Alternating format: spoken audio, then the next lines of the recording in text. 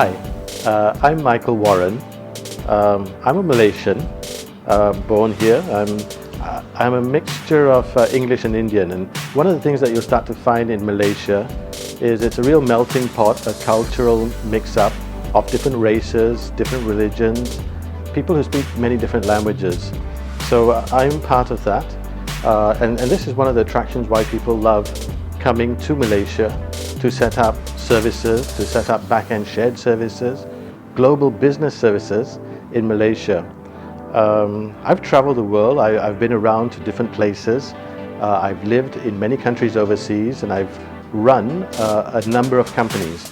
I've been the CEO of 4 or 5 companies around the region, and in essence, I've come back to Malaysia in my later years because I strongly believe that Malaysia as a location has got huge potential to get talent going, to get business going. And so I came back to Malaysia in 2012 as part of the National Talent Cooperation Program, attracting returning Malaysian experts to come back to Malaysia. I came back and I ran the National Global Business Services industry for the last 4 years on behalf of the government of Malaysia. So we set this up. At that time when I came back, there were a few hundred multinational companies working here, operating shared services. And today there are some 650.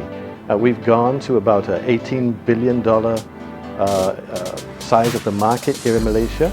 And Global Business Services has been a large contributor of jobs and investments to Malaysia. I stepped out of the government. I've joined a company called Amario. Emerio is a managed services company. We do the managed services for the NTT Group, of Japan. We do managed services for Southeast Asia for them. I joined them to help transform that company to go from being a professional services, managed services company, moving up the value chain into IT application services. So basically going into customers, trying to understand what are their business problems, why they can't sleep at night, and taking their business problems and transforming it to solutions supported by infrastructure, complemented by talent. And that's what Amario does. We have 2,500 people scattered across Southeast Asia. We service our parent company, NTT, and their customers as a captive. So in the GBS industry, Emerio, 50% of our work is captive work for NTT and their customers.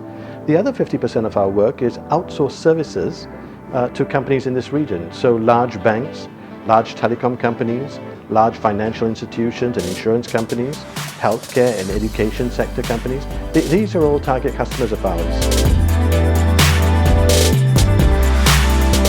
So Amario as an organization, the types of services we provide application services. We can take over and run your applications. We can develop applications for companies. We can do system integration work for companies in tying together different industry solutions to be brought together. And in terms of infrastructure, we run a 24/7 operation that supports global customers from US, Europe, Asia Pacific, all supported out of Cyberjaya, where I have a good 400-500 people. And we provide a lot of outsourced services as well to different clients who may require project management skills, program management, development skills, application skills, and so on.